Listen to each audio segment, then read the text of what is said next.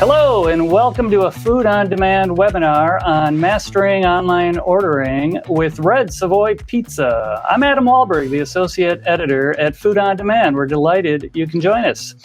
We're going to be learning how Red Savoy uses Paytronics technology to help run its online ordering and loyalty programs. The company has one of the best mission statements I've ever read, which is to rid the world of skimpy, wimpy pizzas. And as someone who's had the pies, I can tell you it is neither skimpy nor wimpy. It's just awesome. I'm joined today by Reed Daniels, the CEO of Red Savoy Pizza. Reed has owned the brand since 2019, and he has grown it to 20 locations. In this webinar, Reed will take us through his approach for leveraging technology to enhance customer engagement and operational efficiency. I'm going to hand the webinar over to Reed, who's going to take us through a presentation he's prepared, and maybe we'll have some time at the end for some questions. Reed, take it away. Adam, thanks so much. Glad to be here. I think that one of the things that when we talk about, technology in restaurants and everything is it's an ever-changing beast, so for, from online ordering to loyalty to gift cards to time tracking to all this kind of stuff. So it starts to become a tangled web. We're really going to focus on the online ordering side of things today. First off, I'd love to introduce you to Red Savoy Pizza and myself. So we started off in started in a bar like all good stories, right? This place is a beautiful, beautiful place, and also the diviest of diviest places. It was on the east side of St. Paul in a very blue collar area. Very like salt of the earth. And this is how old we are. We've been started in 1965. We started when you were able to have cigarette ads in billboards, which are not allowed anymore. So that's how old we are. But Red was a guy who was a bartender and a bouncer. And the pizza place, that building was two places, a bar on the left side and a restaurant on the right. And he bought both of them and started messing with the recipe. And here we are today. Glad to be here. As we talk about a little bit about what we are and how we do it a little bit differently. We started, that location was a full bar restaurant, 150 seats, stuff like that. And never really wanted to expand. But one of the things that, as a lot of brands, especially legacy brands, they're like, sure, go do whatever you want. And that's what Red did too. So he allowed people to go use his name, use his likeness. And, as long as you bought the pizza, the boxes, the cheese, and the dough from me, go forth and prosper. Now we're a really consolidated system in the Twin Cities. Within the last year, we've moved to Iowa and North Dakota as well. Quick service pizza. Most of our stores are takeout and delivery. One of the things is we like to have that smaller format for multiple reasons. One of those reasons is the focus on the guest experience, which we'll hear a lot about today. The second piece of it is like real estate is really expensive right now. And so, people, their buying habits are a little bit different than they've ever been before, especially in the pizza segment. Pizza segment is obviously very wide, but it's less of a going out dining experience than it used to be. And you can see that in the likes of like a Pizza Hut and their red roofs and shrinking their footprints, because that is probably one of the biggest overhead expenses of a restaurant. So we really focus on takeout and delivery, the ability to add seating, beer and wine if the real estate's perfect. And what we do with Paytronics is kind of a full-on sweep. So I started in the brand in 2012 as a marketing consultant. And there was no systems or processes or technology pretty much whatsoever. We had a couple stores with cash registers, the ones that like literally hit like 4-topping pizza. There was no, and the ding of the cash drawer sliding out. A couple other stores I started in 2012 when we had 8 locations and 3 different POSs and cash registers, no systems, a lot of green checks as the case. So in 2013, a year after I started, my first project was getting everybody on the same POS system. And then over the next, few years was layering on the next piece of our technology stack. So first started with POS, then online ordering and loyalty and gift. And now, I'm really proud of the tech stack that we built from from all of these guest facing and guest engaging platforms all the way through our TikTok like training programs to help us roll out initiatives across stores. A little bit about me. Like I said, I started with a marketing background. I bought the brand out in 2019 after we rebranded the company to the home of soda style pizza, which we'll talk about a little bit in a little bit. But I think that it's really important to differentiate yourself, whether it's in technology or it's in brick and mortar places. And so our product is one of the ways that we do that. Our technology and then our guest experience is the other piece of how we do that. So really excited to share a little bit about what we've done, some of our key learnings over the last few years. So there's a lot of different metrics and KPI scorecards, and we can get a little bit crazy with KPI metrics and scorecards and stuff like that. But I think that a couple of the key drivers, and some of this is loyalty based, and some of it is transactional. So penetration rate is that data point is the number of or the percentage of transactions that have a loyalty account attached to it. That's really important as marketers, and you take marketing away, but as business owners is really building your list. Any business is as good as the list that they have. That's how we remarket to our guests and everything like that. You can see our in-store rate's about 27%, our online is 57%. One of the things that's really great about our technology partner, Patronics, is all of our online orders have the ability to earn and redeem points just like they would in store. Nice seamless integration. Guest has the one login, but in online ordering, all of our app-based transactions are part of our loyalty program. So they're already signed in, they're already getting points, they're already engaging with our brand in a meaningful way. In store, there's a couple different operational pieces there. It's like getting the team to actually ask that question, "Hey, are you a rewards member?" and then selling the program. Digital does that really well for us. The other piece that we'll talk about in a future slide is the difference in visits from 2023 to 2022. We had a subscription program that we sunset through Patronics that was actually really fun and interesting. That also corresponds with the frequency. And our new registrations, we're doing about 20-some thousand a year, but we'll get to it in a future slide about how many of them are coming back in on a regular basis, and that's called I believe it's like active user rate, which is a really interesting piece of, and that's one of the things that like a publicly traded company like McDonald's shares on their quarterly earnings is how many people are active in a 90-day cycle. So as we talk about visits and frequency, one of the things here, you kind of saw that drop off, and this is a graph of 2023. At the time of this recording, we're midway through 2024, almost to the day. And so we were 1.36 and dropped a few transactions. I think the cool thing in here is like the data, and then we can, there's tons of different ways to spin the data. But when we were doing subscriptions, we did a unlimited slice pass. So we do jumbo slices of pizza for lunch for typically about $5.50 is the retail price on that. But for $19.65, the year that we were founded, 1965, we would give away a free jumbo slice of pizza every day for a rewards member, as long as they had purchased this pass.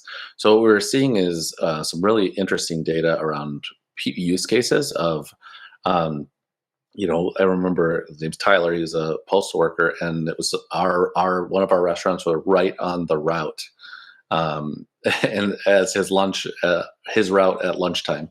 So he was a heavy user at like 18 to 20 times a month, and it was really cool to see those add-ons of salads and drinks and stuff like that too. One of the things that we learned there it's really dependent on the teams to really sell that program as well, and it got to a point that we were seeing really heavy users and not a lot of light users. So we ended up suspending that program, and something that we're looking at doing in the future, but I don't really have the great metrics and a program around it quite yet. So this talks about online visits versus in-store visits. Online guests are awesome. So I have I'm pretty passionate about what I call the democratization or the commoditization, excuse me, of the restaurant industry. I think that with DoorDash and Uber Eats and Grubhub and a lot of these third-party marketplaces, it is really hard for a brand to separate itself and to have people crave it repeatedly because of the TikTok style effect of a DoorDash. But what we do see is when people spend money online, they spend a lot more. And so what we're working for is like we're really trying to fight that commoditization and to make sure that they have a really great guest experience. But we're really looking to do that on the back side of the transaction. The front side of the transaction, especially as we look at a takeout and delivery model, is the front side is have them go order online in your underwear and just kind of hang out, peruse the menu. There's no pressure. And then as we go through and then once you place your order, please put pants on before we deliver.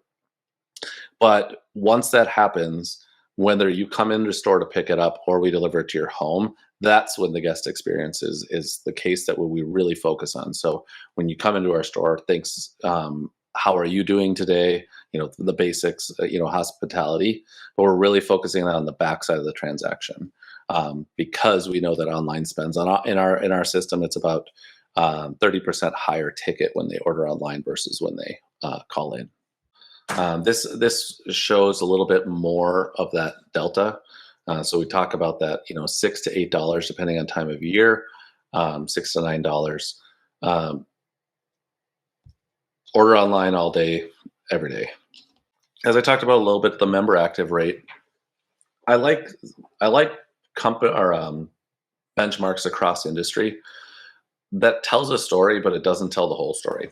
So this is Patronics data of 90-day active rates of a bunch of their customers. We're sitting, the benchmark's about 19.5%. We're sitting about 17% of our total base is active in the last 90 days. That being said, 38% are, a little bit higher than the benchmark active in the last year.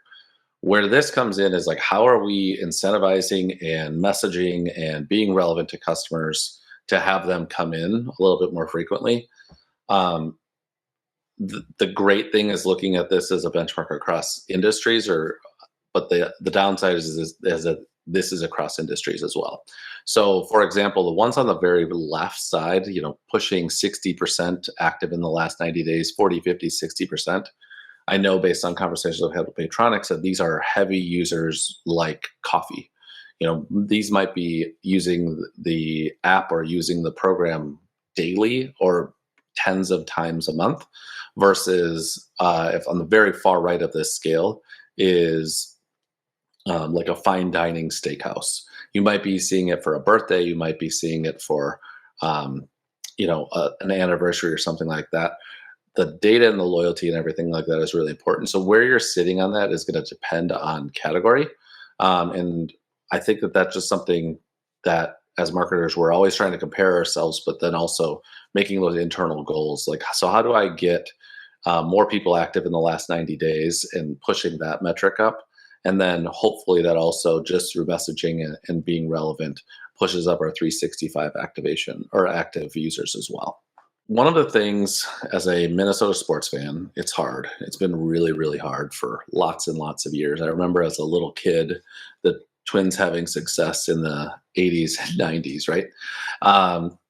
But we haven't had a lot of love since then. We've had a couple runs, but our beloved Minnesota basketball team had a really great run this year. We got our young team, Anthony Edwards, Karl Anthony Towns. It's been a lot of fun in the community, and we needed this win. And so when we knew we were going to the playoffs, but we really didn't know how we were going to play in the space. What we ended up doing is because we have a tool like Patronics for all of our messaging and loyalty, we offered free items to guests as the playoffs went on. And so like this campaign that we did, when they win, you win, and each game had a different winning, a different thing to win. So game one, if we won game one, I think it was a free pop. Game two was a free cheese bread. Game three, we didn't win in the first series, or the first one we did, and it was wings and an app. But in the second series, which is a really highly contested matchup, We ended up giving away in Game 7 win. It was a really fun time. Game 7 win, we gave away a free 10-inch pizza.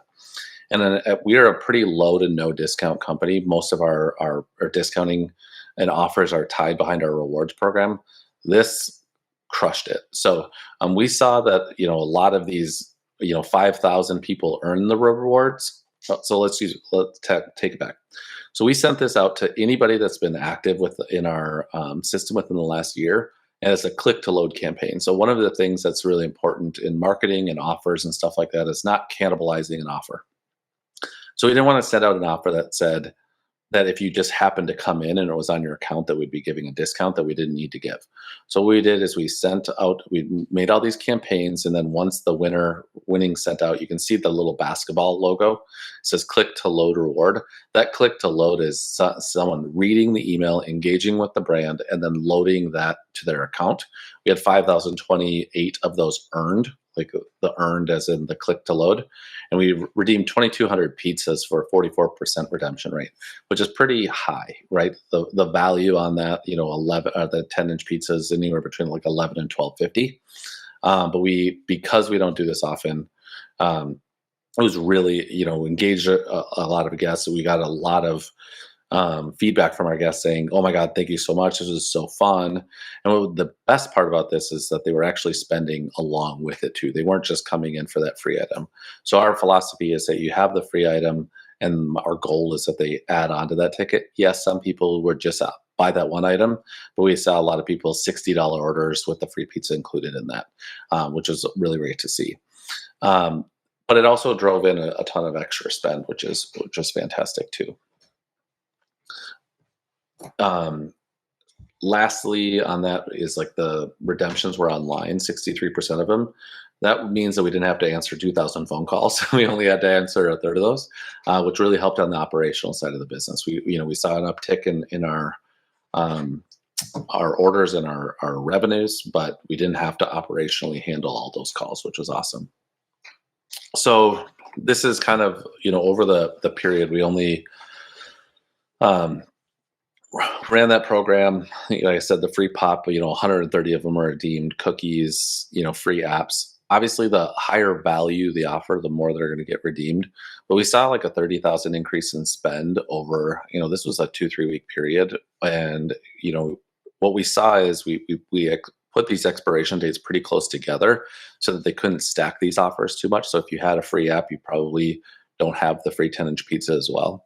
But we got a bunch of incremental visits. And so one of the things that I always think about as a marketer is, how do I get one more visit per customer per year? How do I get them in one more time? And so this is just one of those tools that we use to try to drive them in one more time in a calendar year. And then, I wrote this thing years ago, and it was called the 6-2 rule. As restaurants, we have this concept that we just want to be top of mind. And so I wrote this thing, and it was like, the 6-2 rule is when you're cashed at the end of the day and you call your significant other and you say, "Hey, what do you want for dinner?" And I don't want to cook tonight. We want to go out, or we want to grab something. There's going to be one of 6 places that you default to. Those 6 places, you're going to have your Applebee's, your, wherever on your list. And we want to be on that list. 6 of those are, you're going to have your default. And those change up a little bit, but pretty, when your brain defaults to something, it's like one of those 6. 2 of those are probably pizza in some way, shape, or form. And so we're just trying to get on this list. And so we're trying to create habit and fun in these instances in order to drive them in one more visit a year. And this was just one of the tools that we used. So I think one of the things that we look at it, and I'll call it omni-channel, but also multi-dimensional, is how do we design something, be a little bit nimble on things, and then capitalize on them. So one of them is we design a campaign that's relevant to the market. So, I think a lot of times we get into these cycles of, okay, we do an LTO in fall, and then we do this in spring, and then we do we do the same thing on rinse and repeat. But it's really hard and really difficult. And I'm not going to say it's hard. It's really, you have to be really intentional to do the work, to be paying attention to what's relevant in your communities, and then being able to capitalize on it. Part of that is the way that we've been able to use that is through technology. So we were able to use some of our stuff, like our website, our online ordering, some of our email campaigns to engage with guests, but then having it be relevant to them was really the key here. So we did see an increase because we gave away a bunch of pizzas that a lot of people were talking about, and a lot of like local pizza and food boards, that we got an increase in our redemptions and increase in our registrations, which was awesome too. Love it. Thank you, Reed. That was fascinating. And I do have a few questions I'd love to lob your way. You had mentioned being nimble. I'm wondering if we could talk a little bit more on that, just like how quickly can you move with your tech capabilities, where if you have a good idea, and I know you have a lot of great ideas. You had a certain pizza that you created that was from an Aunt Edwards phrase. So can you talk about just like when you get an idea, how quickly you can actually see it executed? Yeah, so I think part of it is the strength of your team, right? Like regardless of having the idea, being able to have it be fully functioning on all the way around on it.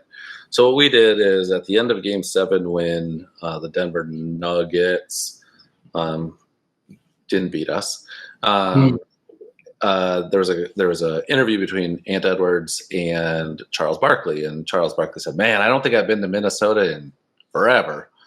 And Anthony Edwards, in his wonderful way, said, "Bring your ass to Minnesota. I'll see you here." Right. And that kind of took off locally. I mean, Minnesota, like at the state of Minnesota, had bringyourass.com that went to the tourism website. And a lot of brands it was so much fun, and it was electric in our community. And so what we did is we rolled out it turns out that Sir Charles Barkley loves pizza. He loves food. Mm-hmm. So we were able to spin up a Bring Your Ass special, which included a Sir Charles pizza and a couple and wings and a Diet Coke. He's a big Diet Coke fan. And in our previous technology stack with our different POS provider, we weren't able to nimbly put something on our POS or put something on online ordering. It would take multiple days. So when this came out on, I don't know what day we actually ended up doing it, but we spun up a specialty pizza and this special probably within like 12 hours. Had the idea on an evening, 12 working hours, and not sleep time. And then the next day we had it on our website, in social, with graphics, and people were buying it. And so we were able to play in a space, and it worked really well. It was actually, it was an exciting pizza. It was a sausage, pepperoni, mushroom, and onion. Nothing spectacular, nothing really crazy about it. But because it really worked with what was going on, and we were able to be quick, it really played in the space where a lot of people, I think a lot of people put a lot of that would be really hard for a big brand to deal with. But on the other side, it would be without tech and without some, the people in all of our locations are awesome team members, being able to pick that ball up, it wouldn't be successful. Right. I mean, 12 hours seems lightning fast, and having the right tech in place to be able to move that quickly, it's got, I'm sure, real dollar value. So thank you for sharing that. I was hoping to see if you could go or speak a little bit more on just kind of your irreverent tone. I already mentioned your mission statement, which is so fun, but you have a lot of those moments on your branding and in your name of your pizzas. And you mentioned having a passive aggressive sauce, which for Minnesotans, we all know that is what we're known for. So let me passively aggressively ask, you come from a marketing background. How important is it to have a little bit of humor, have a little bit of fun? Does it help you keep customers? So, I think that time tells on that. And when I talk about the commoditization a little bit of restaurants, is like the way to stand out there is brand. Your brand has to be strong. And one of my previous mentors from Chick-fil-A, he's like, your brand is the emotional connection you have with your guests, the emotional connection and feeling they have. And so, when we started in that beautiful bar on the east side of St. Paul with no natural light and servers that reminded you a little bit of the sisters from The Simpsons that the I remember at one of the first times I had an interview for a magazine, they said, "Do you teach your employees to call their customers honey?" And I'm like, "Nope, that's just Claire. She's 70 years old and a server at original location, and it was authentic, right?" And authenticity, I think, is the key there. And so when we trademarked the term soda style pizza and designed that and put that flag in that ground in 2017, I think that was something that our local communities could be really proud of. Is like, how do we feel that we're being represented in this space? But then what truly makes soda style and owning that without the you betchas and the don't you knows and the Fargo references is how do you become real to your guests when and putting in the work to have a intentional brand experience, not in order to get more sales or to whatever, like that's also like the end result, but like it's not a quick fix. It has to be built into your culture and your values. So we looked at what we were. So Skimpy Wimpy Pizzas, most people don't know this, but in a lot of brands, when you order a pizza, they put, let's call it 3 ounces of sausage on and 3 ounces of pepperoni. As you start to stack your toppings, they start cheating the guest. Red, he reminded me of my grandfather. He was a fantastic curmudgeon. He was a curmudgeon-y old man that worked in his bar and restaurant till the week he passed at 83 years old in 2017. But he had these huge hands, and he used to just grab a handful of peppers and a handful of onions on a 14-inch pizza and layer it like lasagna from edge to edge. And he has this quote that is in his obituary, I believe, or in another article that was written about him is, hey, put a little bit more on that pizza. We don't want us. I need to make a living, not a killing. And so that's one of the things that's part of our brand to this day. And it's actually one of the things that's really hard for us in this world of inflation is you're seeing other brands right now that are shrinking their portions. Instead of a 6-ounce piece of chicken, they're giving you a 5-ounce, but charging you the same amount. As a cornerstone of our brand, that's not something that we're able to do. It's not something we will do. We never did it. Before he died, he said, "Whatever you do, don't mess with my pizza." The word wasn't mess, if you can read between the lines right there. But those are the promises that brands make to their guests. And when they, get that house special from us that weighs 3.5 pounds, they can feel it literally of what that quality that we stand behind. So as we add that quality element, and then you have all of these little pieces of, like right here, I don't know if it pulls up on camera, we give pull tabs away with every pizza that we sell. And a pull tab is a chance to win a free pizza, or free pizza for a year. We could give away wings and cheese bread and all that kind of stuff. But we're playing a game with our guests. And so, that their hospitality is such an opportunity. You have hundreds of opportunities a day to connect with guests. So, from Skimpy Wimpy Pizzas and ridding the world of those is what we're doing in our ultimate mission. But we're trying to add little pieces of joy to all of our interactions. We answer the phone. "Thanks for calling Red Savoy Pizza in. Enter your city name. This is Reed. How are you today?" And then we shut up. And we give the, it's really interesting having those conversations with our guests. And they're like, "Oh, it's really weird that you asked that." But you have to be intentional, right? You're not expecting a pizza place to ask how you are. You're expecting to get off the phone and just place your order. But we're trying to say, "Hey, I see you as a human being. You're choosing to spend money with us when you have a lot of options. Thank you. And I see you, and I'll see you next week." Yes. Well, you guys do it so well. The only other local organization I can think of is it's not even food. It's St. Paul Saints. They have fun branding, and fun can mean business if you do it well. Yeah, soda style pizza. I mean, for those who haven't or maybe aren't from here, it's thick crust. It really is layered like lasagna, cut in squares, and it fits Minnesota like that. It means a lot to me and my friends, I'll say that. So I just have a couple of final questions, Reed. You have this great tech capability, you can move quickly. But it sounds like, you know, you had mentioned your check sizes for online ordering. I think you said are about $6 more, but you still so want that opportunity to provide hospitality. Then, so it's kind of the sweet spot to see if you can drive online orders, but they still pick up. It's pickup or delivery. So we do self-delivery. So even though we do DoorDash, we still deliver our own orders on DoorDash. We're using it as a order tool, but we still deliver it because we want to have that touch point. And Yeah. so one of the things I have this concept I remember, sorry mom in advance, we'd go through the drive-through and she would like change her voice when we went through the drive-through, and she's like, "Can I get a chicken nugget, happy?" And I'm like, "Who is this woman?" Right? Like, this is not my mother. Me and my siblings still joke about it to this day. But that happens on the phone with us too, right? So a customer, when we call in, and if we can slow down that phone call, it's great, Mm. right? "Thanks for calling Savoy Pizza. This is Reed. How are you today?" Have that little bit of interaction. But if as sales come up on a busy Friday night and the kitchen's slammed and all that kind of stuff, each of those interactions take, if we're doing it right, a minute and a half to 2.5 minutes.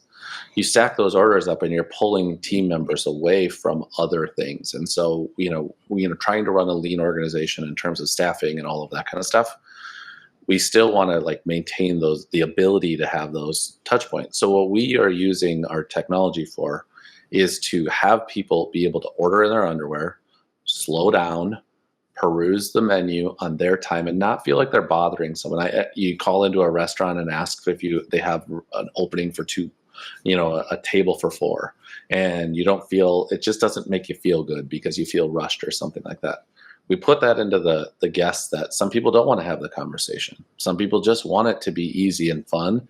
And so whether then at the door when we're delivering it or they're coming into our locations, we can repurpose our people because they're not stuck on a phone call for 2.5 minutes. They're able to like look someone in the eye, make a little joke, be authentic, and have some sort of like, not just here's your pizza, but thanks for coming in, and that hospitality.